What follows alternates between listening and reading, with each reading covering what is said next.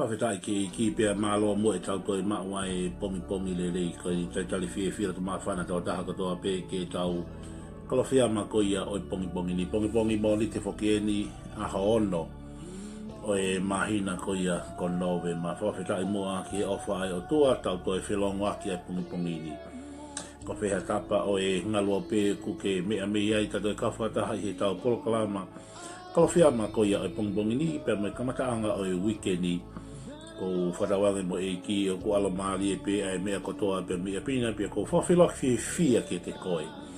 Ko ke mea mahi pongi ofa ke tāpe kina ko he ki pe mo whamiri ka whia wheitu o ke palani ke iai he pongi ni. Whatawangi mo o tua ke ne tāpua ki i koe pe ne o ofa ki koe i aho fo koe ni. Ko tau lesoni kalawhiama ko ia o pongi ni to o pe me taha tau ngahi lesoni ko ia o weekendi ko kosperi ko ia o weekendi. Ma tiu wahe no wofulu ma di ma vesi uwaki hanga fulu ma tolu. Koe vesi ni ma e toa i e whakamamafa ko ia e tautala noa ko ia e pongi ni. Ma tiu wahe wani ma vesi uwaki taha tolu toki lau mu e tau leso. Ni koe vesi ni ma i he liriu ko ia ngā ko ia e toa masu wesi. Pe koe liriu pāki motua a ma tiu wani ma vesi ni ma aku peheni a hano whakarea. Pe i he tuai mai a e tangata taane na anau tule mohe kotoa pe o mohe. Pe he tuai mai e tangata taane. Pia na anau tule mohe kotoa pe o mohe. Ki hanga o underline e ko ikupu se tes whakao se vesi ni ma tiwa ni ma liriu a wesi e pāki motua. Pia na anau tule mohe kotoa pe o mohe. Koe kaweinga koia e tau kalawhia mai pongi ni au peheni hala whakarea. Tuku e ture mohe ka ke a mai. Tuku e ture mohe ka ke a mai. Ka pau ke mamata mai i pia moho mari. Ki tātā e tapa ake tangi. Hei, tuku e ture mohe ka ke ki a mai. Koe ki mua ke mohe. O kuke tau mua ture mohe. Pea ko ho tūre pe, pea ke toe tūre, pea ke toe tūre, pea whai pe o ke mohe. O kui kai ke alohanga tonu koe o mohe. O ke ulaki kamata i he tūre. O ke tūre mohe. Te ki tūre, pea ke toe ki tūre, pea whai pe o ke mohe. Pea i he tuai mai ai tangata taane. Pea na anau ture mohe kotoa pe o mohe. Koe ture mohe, koe mea ia ki mua, pea ke toki mohe. Koe ture mohe, koe ki mea si isi ia. Koe mohe, koe mea lahia. Koe kai haasi koe e ha taha hapaanga e taha mano. Koe mohe ia. Ka koe ni kai haasi koe e tola taha mano, na i kai ke pehe ia, ko hafo i exiteni, ke ne toki toa e taha mano, i kai. Na loki ka mata ia i he ene ture mohe. Ture mohe he paanga e taha ta kai haasi. Ture mohe he tola e nima. Ture mohe he tola e te au. Seo ko ture mohe. Ture mohe he taha afe, pe toki mohe ia he taha mano. Koe mea kotoa pe uasi mai, mea lahi. Na e kamata ia he mea sisi. So koe uhinga ia whiwhamatala sisi he kosperi. Koe au whaitotonu he mea si i, te ke anga tonu ko he mea lahi. Koe mea kotoa pe ukamata he mea si isi. Koe no hinga koe ko whaam koe ki ke underline di. Pea i he tuai mai ai tangata taane, pea na anau ture mohe. Kotoa pea ma kou sa ia e fwoi diriu rea a wesi. Na anau ture mohe kotoa pe o mohe.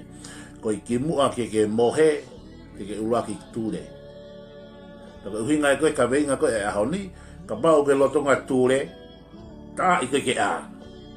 Ka taki o ki a mai ka tuke ture. He ko ture, ture, toi ture hono tolu, Pea ko mohe I hoko mai ko efa. Ok, ko tamate I taha ko pena accident I ka na kamata ia he whanki tūre. Te whakapouri tā I mea. Whakapouri tuki e tā mea. Ko te kamata ia taha pe mohe ia. Kana e kamata ia pe mehe tūre. Wale me ko hola motua ma whine motua ta na hola na wai. Peta pe mani na e whai pe ma wota le pope whai ma wako hiwa. Hangeha foi accident. No. Mara tui mau pe na os kamata ia he ha he tūre. Tūre mohe kotoa pe o mohe. Ko e problema kotoa pe ko whiangai pe mai he society na i kia ha mea ia e hoko pe I he one night. Peko overnight. Peko hoko I he accident. Peko hawai no. Na e kamata kotoa pe he tūre. O toki alo ai o mohe. Talanoa maari e mole talanoa ne no fatu e si ia mati ua lima ula ki taha tolu. Pe fatu e si e hoi talanoa I he context o nau kalatoa, pe nau kalsava e nau tolu I he mea koe maari. Pe rewa e si ne kau tau po ou e hongo fulu. Pe koe hongo fulu e kau tau po ou. Koe ni mai na e poto, pe koe ni mai na e bare. Tau tu pe ai. Maari e mole no hanga e si o molo e poto mai bare he hoi talanoa. Mara tu ele talanoa e mati wa he fitu. Tano e sisu I he poto mai vale. Ko tama poto ko tama na elanga no fale I he maka foundation he maka. Ko tama vale ko tama na elanga ni one siko ko ne tifai ni e poto ia mati vai fitu. Ko ne hanga ko tifai ni ia mati wa lima. Ko ne tifai ni foi different context. Tama e sisu ko foi hongo fulu ko e ka tapu o. Ko ni mai na e poto ko ni mai na e vale. Ta tu be ai. Ko ha eu hinga ke poto mai vale. Sai ka vega si su ko poto ko foi ni mana na matai teu na e na lolo na e mana tu hulu ko e vale e ka da boko ai na e na tu hulu ka ne ki halolo ta tu be o ga foi combination he tu hulu ma lolo ke hulu ai mama e fiti a tuia e lolo sai ka babe mai e ke flo mai no ke te koe ta bebe ta ki foksi pe ki tonga e ba ki mama kalasini I tonga aia ke mo u e mama ko po ke whakafonu he ha kalasini hanga ta pe ko mea lele ke mo u e mea lele bea po ke o ta ke penisini pe ke ti solo bela ai tia tatao ko lolo ko ia kune fiti e mama ke ulo lele e mama ko po ke fiti a ki e lolo he ka maule ke lolo e ha e mate ai mama. Pere vai si isu. Ko toko ni ma ko poto, ko toko ni mai na nau ha, mate teu. Ne e nau mama, tu hulu, ne me nau lolo. Ko foi toko ni ma ko na e vale, ne e nau mama, hala mo lolo. I tafi pe ai. Ni ma poto, ni ma vale. E ti fai e si su ai poto mai vale, aune ti fai ni he context ko ni une pe he ko poto ko tota ha, ma teu ke tali a ekitane. Ko e tau ti fai ni ko e poto, tau ki whakamatawa I ko e poto, ko ki ke hei. Ko he poto ke te koe. Ko e lahi taha e tau tari, ko e poto, ko he tamasi pe ko tahine, o alo ako university, pe a mau hono matai tohi ti piloma, PA, maa, toke tā palo fesa, pe tau beherewa, ta ma poto koe. Ko e lau ka si su he context e aho ni, mati wali ma, ta mai si su ia. Ko e poto ia ko e toko taha o ku mateu teu. Pea ko e mateu teu, ke talitari a ekitane. Pea ke talitari a ekitane, o talitari a kia mo mea eua, ko e mama, pea mo e lolo. Wow, hallelujah. Ko e lolo, ko e mea ia kune fiti a mama, a tuhulu, ke hoko atu pe e ne ulo. Ko e talitari a ekitane, tuki hako mo i e ko a po. Po uli tu ufokia. Taka hui ko ne hau po uli, e kwa tau menau contest, menau kalatoa, e fia mau e mama he po uli. Warenga po. Pea ke hoko atu e luelu e mama, o fia mau kia e lolo iai. Na e mahina pe e hao ai tangata tāne. O si mahina pe e hao. Ko nau tali e ne hao. Ko foi mea ko puli ko he i he foi whakamatala i he context. Ka ke nau ire nau tolu e foi taimi. He ko nau kautā pe e kau siu. Ko tali ka tamata ane. O si ilo pe e hao. Ka weke nau ko he taimi. O ke whaalo ki ha katoa ngā mari. Pe tau ki i fiu tali ki tahine mali. Ka pako e mali whai tātaha. O sikuata me tātaha. Hawhi ai honfulu māu. O tau kei tali pe. Pagi kaunata ki tau ki i vā lau. Fiu tali me. Koe. O se mahina pe e hao. Ka wei ki tau ilo ke hawhi taimi. Koe ai tia tatau.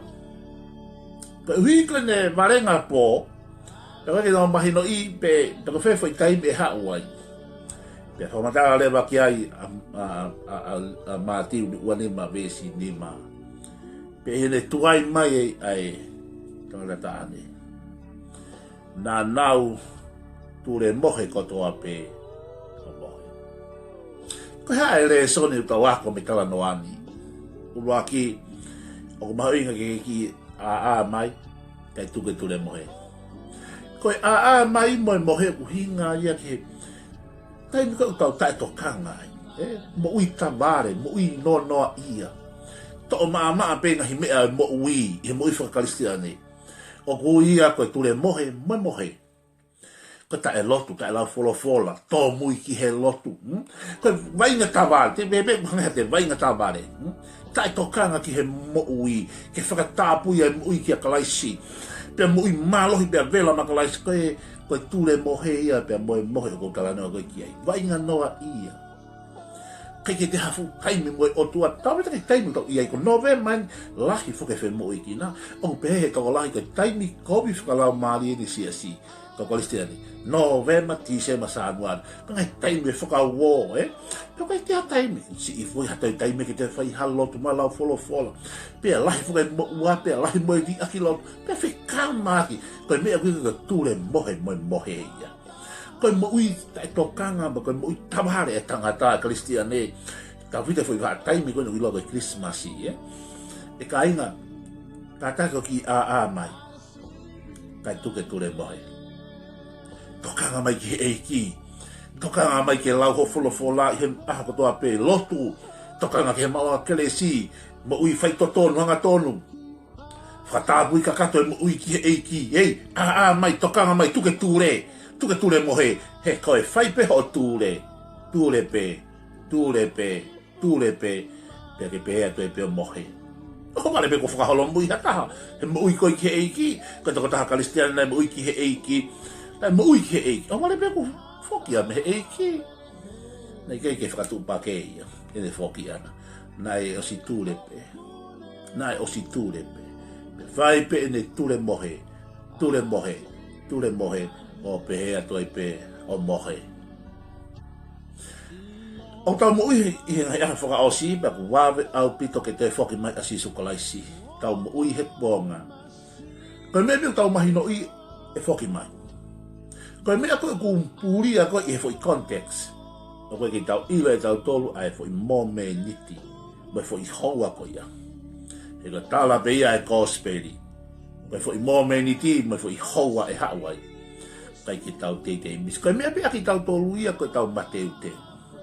Ka lotonga koe e nau mohe, mo e pā mai koe e kara. Koe e ki ta aneni. Pea tuha ke koe e fo i toko lima koe na nau mateu teu. Mo ui, o si whonu hoke nau lolo. Raka tama koe, mo ui, o si ilo e nau tolu ia. Koe koe ki halolo ia. O si ilo leo e nau tolu, e mate ai māmai. Pea kona ulunga whakasiu koe aki nau tolu. Koe ulunga ngā kopi a pitoia. Lolo tonga atu ho puke pehe ho ki tūholu. Mo e hao e ki tāne. Pea mate ia. Koe ngari ware na mo whakamā i he ulunga whakasiu. Kona uhinga ia na nau toi kore ai. Koe whi toko nima ware. Ke toko nima koe ka. Peka langa he toko nima poto. Homore mōre atu. Ka baute mau toi o atu e si iena si ieni. Mau toi alu. Nau alu. Mao mai, au te whoki mai, os. puni ai matapa. Tau ngā Kalistiane, maho inga e tau mo ui mateu teu, e konga whaaskani. Koe taimi pe e kainga. Ka pao ke whia mau hambe i lolo, koe taimi e. Ka pao ke whia mau lotu, ka pao ke whia mau tokoni, koe taimi e. Kaya tala noka asisu koe ke la salosu me tangata koloa i a mo taibasi. Koe kore mai ke mahami i wai. Koe mau mau koe o te e vanu he waha. E kainga, koe taimi e. Ka pao ke whia mau me i wai, kore mai, ka pao ke whia mau lotu, whia mau tokoni, koe taimi e. Koe heke peke te whaha kore mai, heke te whaha. Koe te kore mai me i lolo, whamole more, it's too late. O ke whia mau tokoni, hei ke taimi e ni. Whakarerei ho wā pia moe otua, whakarerei ho wā moe whamiri, whakarerei mo. Hey, do it right now. Make right with God. Hey, pia ke whakarerei. Koto ki tare ke last moment, you can't do that. Koe whoki angawa mai a siso, koe whamatala maari e ia e kaina. Pā whakamui e talupite. Te tau ririu pe i he kemo pe, whamatala loko ni tō tahanima, ni matahanima, ni matolu. Kamo te ke kemo, heke te toi lava koe, o kuwawe ia. Heke te toi lava koe, te whaiha lotu, whakato mala whanei. It's too late. Do it right now. Tau kei mau mai whainga maari e kaina. Ke whia mau lolo, koe taimi e. Whia mau tokoni, whia mau whare, whia mau lotu. Ke whia mau ke whakarerei ho wā moe o toka, whia mau ke tali a sisu, whia mau ke whakato mala. Do it right now. Don't delay. Don't do that. Do it right now. Plenty of time, hey. Where atu a time. Ka ke wa inga atu nga whuki o ke tokanga lai pe whuko tūre takai holo. Tūre pe ke moe. Pa ke toki hahaka ke pe. Hei e toko lai e hahaka pe he. E hahaka hake ka i tāne e ni. Hahaka hake ke kore whamore more. Hahaka hake ke whautomaro ke tali a sisu. Kamau te ke kemo. Ke te ke lo. Kemo ko e mata ko e o mātu. He ke to e lava ha mea e kāinga. Koe whakakau kau e tala noani. Mahu inga ke whai e mea he taimini. Oh, hallelujah. Do it now. Mai ke tuke ture mohe. Tokanga mai. Tau moi e kua wha o si po wawe ke toi whoki mai e ki. Hange pe ko hawa inga ko. Au ke toi. Toi si i mai taimi. Toi mai ka wa inga. Toi lea kapteni. Mai. Tokanga mai. Tokanga mai ki tau tiferito. O pehe e tau tokanga. Hey. Mai ke tuke ture mohe. Mai. Mai ke mui whakakaristiane. Tokanga mai ke mui ki e ki. Kai ko hate taimenia e moko teira. Ko taimenia e vela. Kai ka taimenia e maa whana. Taimenia e fire for God. Fire for Jesus. Hey, unu mai. O wawe ai taimenia. Panaki. Panaki hawhainga kātoanga. Panaki hawhainga mea. O toi ake mai. Oh, whawhetai ke iki. Tau koni mai kai mai timi ko ai toa Samoa. Tātai ki ko e taimi toi ake mai. O pehe mui whaka. Whino ke toi ake mai. Toi mai. Toi tokanga mai. Mau mai mea kātoa. Tuke ture mohe. Ka ke ki mai. Pea tokanga. Ka ke matei Mahu inga au pika. Koe lolo. Mo tuhuru. Koe tama koe. Lima vare, koe foi tuhulu, hala moe lolo. O waha mea behe, mea rere i kai ki ha pensini. O ki ai ha mea behe, koe ki i maa mahala makalasini. Ki he ata mai, pehe sisu, koe vare mōni peia. He ki ha mea behe. Koe fu mea rere, hala mea ki utu ki ai ke whaka mo uye mea koe ia. O ku hala, ke ia hau fo i tūhulu kai hala muha lolo. Koe ki whine, koe tāpo o poto, koe iai ai tūhulu o si ai mai lolo.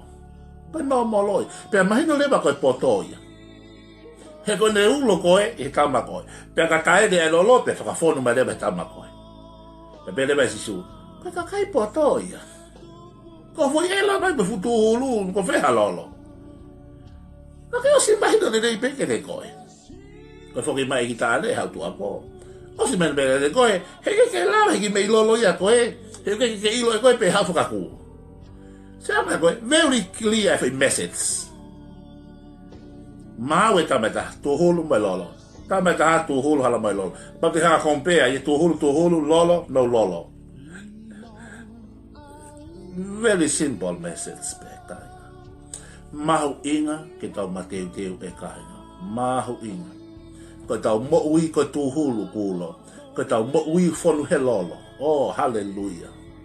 Pe hanga leba he lolo fiti tau tuhulu. Kainga, mahu inga e tau tulolo, mahu inga e tau whakatomanga, tau tārea sisu. Papi taiso he lau maari e maari fonu he lau maari otua. Pa tau hoko ko ngahi mama o kuulo. Pa tau nofo te waki pe o tāri ene foki angaua mai e kau ngā karistiane. Whakafonu e tau ngahi mo ui hekelesi. Whakafonu aki ai o wha e whakamole mole ai kātari. Ko tau ngahi mo ui koe ngahi vessel. Koe vessel pa ai anga mea ko o si fonu. Manu ia ai tangata aku fonu ne ho fang hau sama te o fulu mafitu porque ves ko ia no nima aku mau inga ke fonu e tau ai anga mea ai vessel ko ia e kainga fonu ia hekelesi fonu he mesi e kainga o tau mo ui he kuanga kaupo uri ai atakai kaupo uri ai fonua ai society taking now ilo ko ha me if they don't know what to do o fie mau ha kristiane fie mau ha siasi ke tau hoko ko ha mama ko ha lighthouse ko whare ngā mama ke ulo he a takai o i kaupo ulo ia he family ulo he whanua ulo he siasi ko ha mo ui ko o si mau io ko tau tali pe ke foki mai ai e ki ta ane ko siasi ko tahine ta ane si so kalai si ko le foki mai ko e ki ta ane pe tuanga ki tau te waki mo ui ko fono fonu he kelesi, fonu he mesi, fonu he ofa, fonu he whakamore more. Taka ha mea whi mau ke mateu teu, do it now. Kau ke wā kovi moha taha alo whakalelei ko le whakamore more. Pau te ke whakalelei ho wā bea mo o tua, koe a honi, koe pongi mo nite a ho ono o novema wanua taha fitu. E tohi ho hingo a tohi o mo ui. Pau pe te ke tulolo, ka pau pe te ke whakatomana, ka pau pe te ke tali a sisu klaisi. Ko eiki bea mo whakamui make right with God whakarelei ho wahanga tai bea mo o tua whamadala maari o ngā ke māti wahiti mā pe si whakarelei wawe bea mo whiri lolo tonga o mo i he hala ko taimi eni e kāinga whakarelei ho tau wahanga tai bea mo o tua whakarelei ki he mā mo i mata au ke kau ngā whanonga whakafonu e tau mo ui he kalesi ai o tua pea ulo atu pe e tau māma i tapa pe ulo i he tau urea ulo ho tau ulu ngā he tau toonga pea māma tu he fu māmani kaupu koe māma au toki ulo pe he taimi e whakapouri koe whamiri kaupo uri koe whanua ko kaupo uri koe ātakai ko kaupo uri o whie mau pe ha karistiane o kia ine māma ke ulo i ho orea ulo i ho toonga toki tawa ki māmani huia ko ki tau tolu koe kakai o tau hiki he otua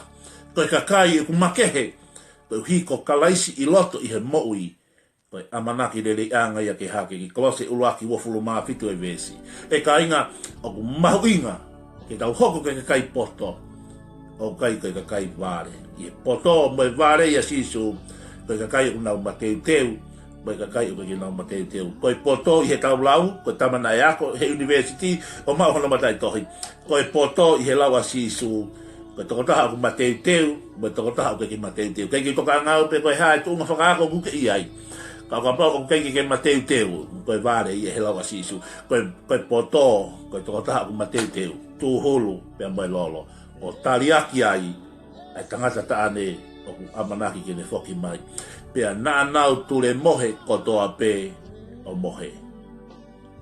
Mai tuke tule mohe e ko wawe kene toi foki mai. E ta mai koe lotu ia ke tā waki e taha kotoa pe pomongin. E lang ia bea Fiona. Ke si suklais ko almu wha mo ui.